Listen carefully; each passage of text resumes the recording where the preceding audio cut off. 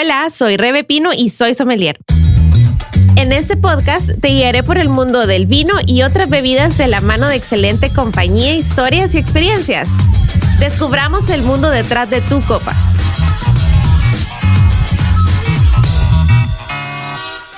Bienvenidos a todos al tercer episodio de la primera temporada de Donde Bebe Rebe. En este episodio vamos a estar hablando con nuestro maestro cervecero de planta, que en este caso es Bernie Sequeira. Vamos a estar hablando de lo más básico y después vamos a ir avanzando en el tiempo. Bienvenido, Bernie. Hola, muchas gracias por tenerme de nuevo. No, gracias a ti por hacernos compañía. De verdad que la pasamos súper bien la vez pasada, pero si algo teníamos que empezar a enseñarle a toda la gente que nos está escuchando es lo básico de la cerveza. Entonces, Bernie, tenemos que empezar. A ver, contame qué es un estilo de cerveza y cómo se diferencia. Sí, quizás empezar por cosas así bastante básicas y quizás lo primero que uno tiene que entender es qué es una cerveza y es una bebida alcohólica fermentada a base de malta, pero se puede hacer de tantas maneras que por eso es que nacen los estilos, ¿verdad? ¿A tantas maneras a qué te referís? Yo en un estilo puedo hacerle tantas variaciones, puedo ocupar diferentes ingredientes que vienen de alguna ciudad distinta, puedo ocupar más malta que otro estilo, más lúpulo que otro estilo. Entonces, básicamente los estilos son, digámoslo así, las expectativas que yo tengo de una cerveza. Por ejemplo, cuando a mí me dicen, voy a hablar de una Stout, o de una marca que no voy a tener problema en mencionar, digamos Guinness. Okay. Cuando yo hablo de la Guinness Stout, yo ya me imagino de entrada, es una cerveza que es negra, es una cerveza con un tal cuerpo, tiene tanta espuma. Entonces, esa como gama de atributos, a eso se le llama un estilo, ¿verdad? Lo que yo espero de esa cerveza. Yo creo que algo que mucha gente no considera es, así como tú decís, la cantidad de estilos de cerveza que existen. Entonces, tú podrías probar un estilo de cerveza, la Light Lager, que siempre hablamos de esa, súper diferente a una que estuviera aquí elaborada en El Salvador, me imagino, versus una elaborada en Alemania, digo yo, o realmente sí es una receta estricta. Nacen estrictos los estilos, pero a medida va pasando el tiempo, se van creando estilos. Imagínate que aquí en El Salvador, por decirte algo, no tenemos la malta que hay en Alemania. Realmente claro, no tenemos malta. Entonces tenemos que ocupar otros tipos de azúcares, por ejemplo, para hacer la cerveza. Entonces, voy a ocupar el azúcar de caña. Imaginémonos, estoy hablando ahorita así en el aire, pero imagínate que hubiera un tipo de caña de azúcar distinta a la que hay en todo el mundo. Entonces, ahí pudiera ya nacer un estilo. Exacto. No, y quizás algo bien importante que hay que saber sobre la cerveza son los insumos básicos que se necesitan, ¿verdad? Yo siento que a veces uno se confunde y Bernie aquí echarnos la mano. La cerveza está elaborada, y espero no equivocarme, de agua, levadura, lúpulo y malta. Exactamente. ¿Verdad? En ese caso, básicos. El lúpulo fue el último ingrediente que se utilizó en la receta cervecera, ¿verdad? Así es. Entonces, con esos 4 ingredientes se puede hacer un montón de estilos de cerveza. Así es, como te decía, o sea, los estilos responden a los ingredientes, responden al proceso, responden a cómo se da esos ingredientes y, digamos, al origen de dónde vienen, por darte un ejemplo. Entonces, hay varios atributos que usualmente cuando yo ya comienzo a hablar de un estilo son los que usualmente me definen, sí, este estilo o esta cerveza realmente es de este estilo. Y en números, ¿tú sabes aproximadamente cuántos estilos de cerveza existen? Estamos hablando de más de 70 estilos, por lo menos en la guía de BJCP, que es con lo que la mayoría de los cerveceros artesanales nos basamos. Hay más de 70 estilos y pues va creciendo. Hasta hace 3 meses nos basábamos en la guía del 2015, pero ya salió la del 2021 y es así, para serte bien honesto, ahorita estoy en medio de la revisión, entonces no sé todavía cuántos son exactamente. ¿Y tu estilo de cerveza que más recomendás a la gente para salir de lo tradicional? ¿Cuál crees tú que de verdad podría ser un buen inicio para ir migrando a probar más estilos de cerveza? Así como que empezás con una light lager y podés irte adaptando a tu paladar, probando otros estilos que no me puedo los nombres porque son 70.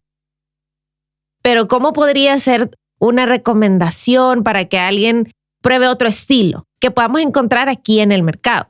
Pues la verdad es que para mí 2 estilos que son bastante diferentes, pero a la vez que no son tan drásticos, llamémoslo así, son las Amber Ales o las ales que son rojas, que vienen con maltas caramelo, o la misma Stout que acabamos de mencionar, pues que es una cerveza oscura. Entonces ahí yo ya cubro 3 colores de cerveza. Básicamente al probarlas uno puede sentir todo esto.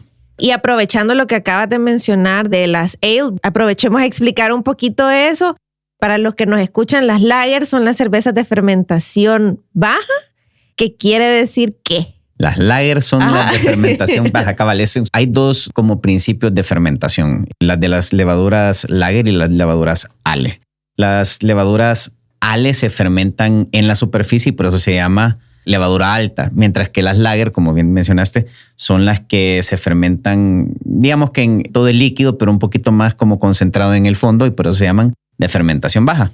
Y la fermentación lager se da a una temperatura mucho más baja que la ale o la ale. Además de eso, que realmente creo que es súper importante saberlo porque nosotros cuando vamos al súper, siento que agarramos una cerveza y solo la compramos por comprar y no leemos las etiquetas. Entonces, algo que también puede diferenciar una cerveza del otro, aparte de lo químico y específico, podrían ser los sabores, porque las lager tienen un montón de sabores a malta, entonces siempre me voy a encontrar con esas notas a malta un poquito cítricas y eso es como el énfasis. Y ya cuando yo pruebo las ale o las ale, ya yo me encuentro sabores más frutales, si no me equivoco. Eso tiene que ver porque la levadura lager es un poquito más neutra. Es decir, que no aporta. Exacto. Mientras que la ale sí tiene ésteres frutales, por eso se sienten esas notas frutales en las ales. Y las lager, como no hay un aporte tan importante, va a predominar, ya sea dependiendo de la cerveza, donde su origen, por ejemplo, a las cervezas alemanas se le siente más la malta, por ejemplo. Sí, definitivamente. ¿Y los estilos cómo se diferencian? Tienen varios atributos, como te dije, quizás podemos hablar un montón sobre los ingredientes. Hay cervezas que tienen levaduras distintas. Para empezar, creo que es bastante importante poder definir como unos atributos vitales de una cerveza, como decir el DUI de una cerveza, ¿verdad? Como que el pelo negro, sí, todo eso. La cerveza tiene su DUI, llamémoslo así. Todas las cervezas, obviamente con todos los estilos que existen, pueden haber cosas que los diferencian definitivamente una de la otra y además de los estilos, el color, por ejemplo. La cerveza puede ser lager y roja y puede ser ale y rubia. O sea, el color no se casa en ningún momento como con la familia, sino que se casa con qué o de dónde viene el color de la cerveza. Cabal, como bien decís, muchas veces tenemos la idea de que una cerveza lager es suave y la ale es fuerte o las ales son oscuras y las lager son rubias. Pero eso no importa. O sea, independiente de qué levadura tenga, quizás los atributos son los que me van a decir el estilo. Y por ejemplo, ahorita uno que estamos hablando ahorita es el color. Entonces, el color es uno de los atributos vitales y este depende de las maltas que utilice. Si yo ocupo maltas que tienen un tostado más alto, pues me van a dar colores más rojizos. Entre yo más cuestiones tostadas le ponga, más oscura va a ser la cerveza. Va a ir del amarillo, pasando por el anaranjado, pasando por el rojo, el café, hasta llegar al negro, pero realmente es un rojo tan intenso que se ve negro. Y sabes, el color es tan importante en la cerveza, por eso siempre tenés que servirla, ya sea que la cerveza venga en lata o venga en botella, siempre tenés que servirla. Exacto. Porque el gusto de la cerveza también te puede entrar por los ojos y vos podés anticiparte a los sabores o a lo que va a oler la cerveza incluso solo con el color. Entonces, supongamos que las cervezas negras, quizás sus aromas más comunes, chocolate, café, cacao, y si la cerveza es roja, yo me puedo ir más sabores frutales o de repente a nueces. Exacto. ¿Verdad? Entonces, antes de yo probarla, yo ya puedo imaginarme a qué va a saber. Entonces, es bien importante el color en la cerveza. Así es. La verdad es que el color que por lo menos en la industria cervecera tenemos una escala que va del 0 al 40 y es la escala SRM, donde del 1 es un amarillo casi que pálido, pajizo, cabal, hasta el oscuro que es el 40. Entonces eso sí nos da una idea, aunque te voy a decir una cosa, ahorita hay varios cerveceros que hacen un juego mental porque tienen cervezas que son claras pero saben como oscuras. Okay. Y eso es bien complejo, eso ya es más innovador, siento yo, porque yo no he probado cervezas claras que sepan oscuras, pero sí he probado, y yo sé que no viene al caso, pero sí he probado tequilas cristalinos, que son de verdad tequilas añejos, pero son color cristalino, o sea, es color transparente. Entonces me imagino que tiene que haber algún proceso súper innovador ahí detrás, ¿verdad? Es para otro podcast, pero sí, es más, hay un cervecero aquí que ha hecho una de estas cervezas, que Alejandro Martínez de MTZ, que... Saludos a Alejandro Martínez. Saludos ahí. Entonces, él hizo una White Stout que estaba bastante buena, así que si pueden probarla, ahí les vamos a dejarla. Ok, súper recomendado. Y otra cosa, ya hablamos del color y de los ingredientes, pero ¿qué pasa con el alcohol? Yo creo que ese es el atributo con el que más presumimos todos. O sea, cuando uno es joven, vea como, sí, yo me eché una cerveza que tiene tanto % de alcohol.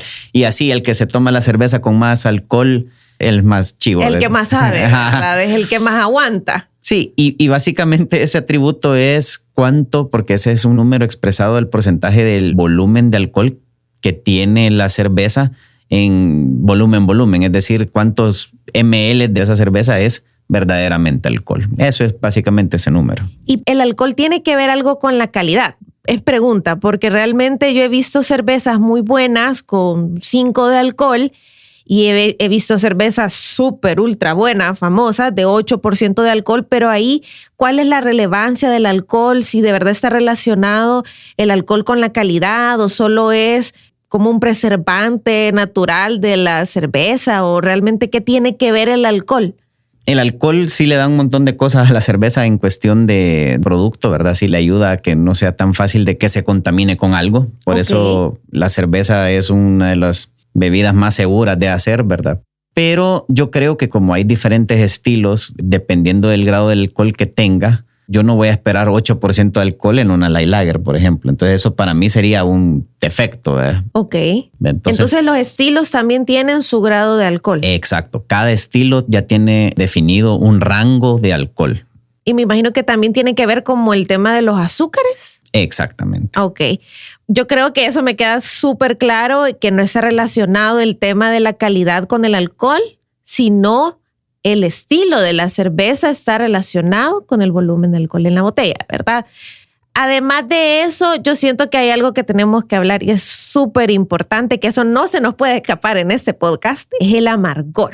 Cabal. ¿Verdad? El amargor viene del lúpulo, ¿verdad? Entonces el lúpulo es una planta que le otorga el amargor, es la flor, ¿verdad? Sí. Nosotros aquí tenemos la muy mala costumbre que helamos la cerveza a un nivel que no podamos sentir el amargor, porque eso es lo que no nos gusta de la cerveza. Y yo siempre digo en las catas, siempre que doy cata de cerveza, le digo a la gente que hay un maestro cervecero haciendo la cerveza con todo su ser, queriendo que sientan el amargor y lo disfruten, pero siempre está la gente helando la cerveza para evitar eso. Entonces, ¿qué nos puedes hablar? ¿Cómo nos puedes convencer para que empecemos? Pues la verdad es que el lúpulo es uno de esos milagros así de accidente, ¿verdad? Que cuando comenzaron a buscar diferentes hierbas para hacer cerveza, como bien lo dijiste al principio, antes se hacía con otros tipos de hierbas, pero el lúpulo era un sabor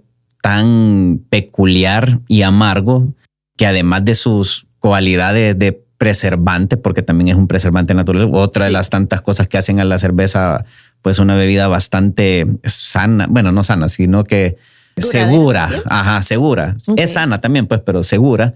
Es eso, que es un preservante. Entonces el lúpulo es una planta que, bueno, somos la única especie, al parecer, leí en un libro de que nos gusta el amargor. Usualmente las plantas tienen eso como modo de defensa, de soy amarga, soy mala, ¿verdad? Pero en el caso del lúpulo le fue mal, ¿verdad? Porque la metieron en una cerveza y ayudó bastante a darle también el balance a las azúcares de la malta. Entonces el lúpulo compensa ese dulzor.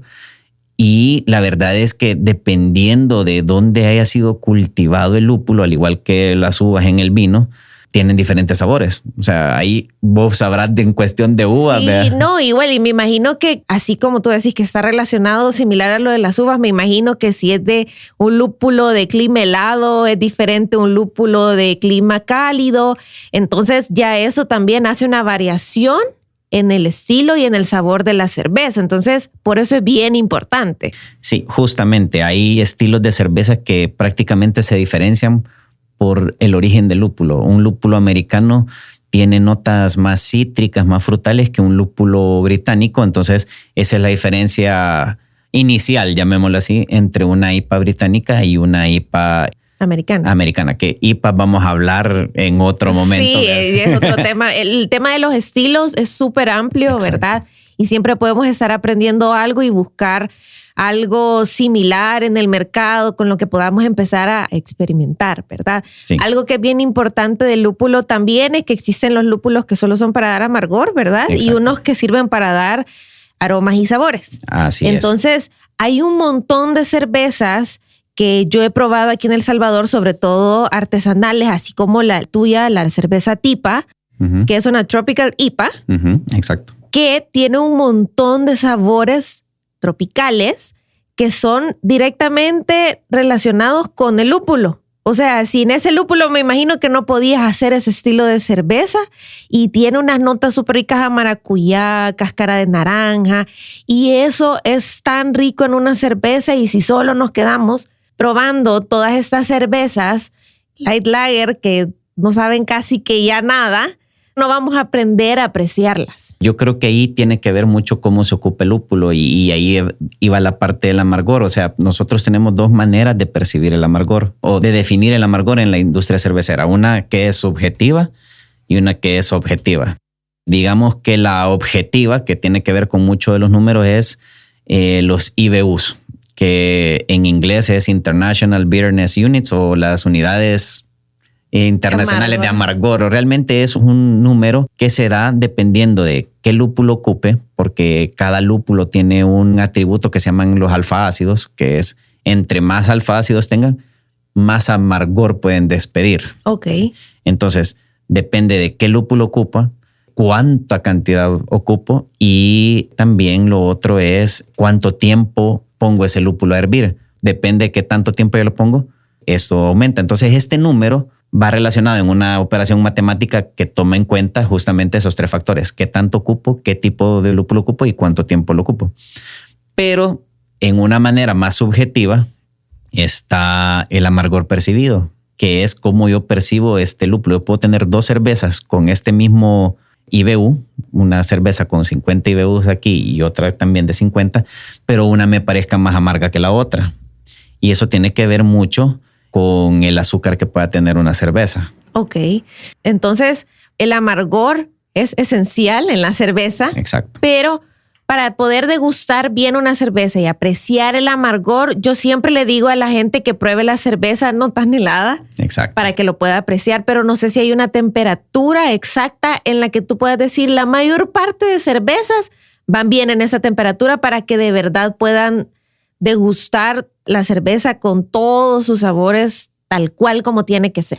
Sí, en el rango de entre los 5 a los 12 todavía pudiera decir, es para mí la temperatura ideal. A mí siempre me molestan que yo me tomo la cerveza tibia, pero es que yo de verdad disfruto tanto la cerveza, y ni siquiera es tibia, está a los 12 grados, pero yo siento que ahí es donde de verdad podés distinguir los sabores y los atributos de la cerveza.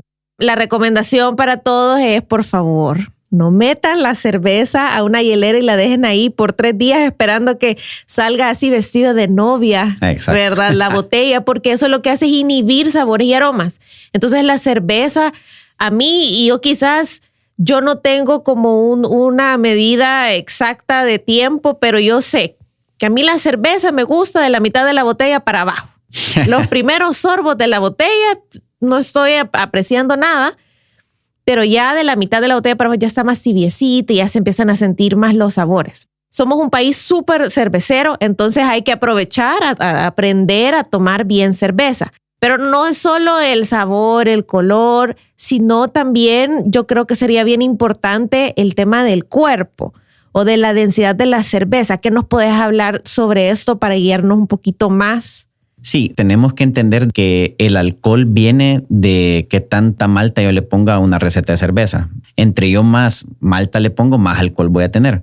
Pero dependiendo de las maltas que yo ocupe, yo puedo tener una cerveza de 5 grados de alcohol ligera o puedo tener una cerveza de 5 grados de alcohol con bastante cuerpo. ¿Y el cuerpo, entonces, a qué está relacionado? Está relacionado a qué tantas azúcares no se fermentaron. Entonces es como un agua azucarada. O sea, ajá. O sea, entre más uno le pone cucharadas de azúcar al agua azucarada, se siente más espesa. Es lo mismo pasa con la cerveza. De todo aquello que no se logró fermentar queda como cuerpo. Qué tan espeso o ralo, vea, como decimos aquí, eso es el cuerpo prácticamente. Ok, pero entonces se podría decir que es más saludable una cerveza con cuerpo ligero por el tema de los azúcares. Si uno se está cuidando las calorías, si uno está contando calorías, te diría que sí, pero la verdad es que es bastante rico también tomarse una cerveza con un cuerpo bastante robusto, ¿verdad? Y porque también puede ser que yo tenga una cerveza con menos alcohol, pero mucho más cuerpo que otra que tenga un montón de alcohol, pero menos cuerpo. Eso puede pasar. Ok. Bueno, y quizás para ya ir finalizando y aterrizando el primer Beer 101, ¿verdad? De muchos que vamos a tener, ¿qué tip así de principiante nos podés dar para probar bien una cerveza? Vaya, yo creo que para probar una cerveza hay un método para catar, pero yo creería que eso lo deberíamos de ver porque es largo en otro momento. Pero algo así casual en mi casa, que yo vengo, voy al súper, agarro una cerveza y digo, puchica, qué bonita esta botella, me la voy a llevar a ver si está rica. ¿Qué es lo que tengo que hacer? Porque, por ejemplo, yo que algo te puedo decir es que fijo la voy a servir en un vaso, pero exacto. ¿Qué más? O sea, ¿o por qué la tengo que servir en un vaso? Yo creo que siempre es esencial tenerla en una temperatura fría. Tratar de que si yo voy a comprarla en algún establecimiento, no tenerla en el baúl toda la vida, ¿verdad? Sino que tenerla lo más fresca posible. Okay. Para después mantenerla pues, en una refri a la temperatura que pues, estamos mencionando, ¿verdad? Entre 5 y 10 grados. Y pues servirle en un vaso pues nos va a ayudar a apreciar un montón de cosas. Pero lo que hemos estado hablando, el color, exactamente. El tema de los aromas se pueden apreciar más en un vaso. Yo creo que, y no sé tú, Bernie, pero yo a veces sirvo las cervezas en copas de vino. Ah, sí, eso no hay problema. O sea, dicen que hay un vaso para cada cerveza y sí, hay vasos que potencian ciertos atributos de las cervezas, pero digamos que eso ya es cuando ya llegamos a otro nivel de ser más quisquilloso, ¿verdad? Pero sí, quizás mi primer punto es escoger una buena cerveza y quizás lo que hemos hablado esta vez es bastante importante, tener la información, porque también si bien nosotros podemos tener un montón de información en el vaso, también las viñetas o en las páginas web de las marcas que hacen estas cervezas tienen estas informaciones, tienen cuál es el grado alcohólico, cuáles son sus IBUs, qué color tiene. Eso es una información bien importante y si se dan cuenta, muchas de estas cervecerías artesanales hacen eso. Por lo menos nosotros en Cadejo pues tenemos esa información en nuestro menú virtual y también ahí posteado. Pues entonces ahí ustedes pueden como tener una información previo a tenerla en el vaso y eso creo que es bien importante. Excelente, Bernie, por toda esta información que nos ha brindado. De verdad que ha sido un gusto volver a tenerte aquí. Sí, no, muchas gracias y va a ser un gusto pues seguir explorando más de la cerveza. Bueno, Bernie, gracias a ti de verdad otra vez, la pasamos súper bien. Gracias a todos los que nos están escuchando en ese tercer episodio de la primera temporada de Donde Bebe Rebe. Recuerden que nos pueden escuchar en Spotify, Google Podcasts, iHeartRadio, Amazon Music, Spreaker y Apple Podcasts. Y también me puedes encontrar como Donde Bebe Rebe en todas las redes sociales. Esto fue Donde Bebe Rebe. Nos escuchamos en el próximo episodio.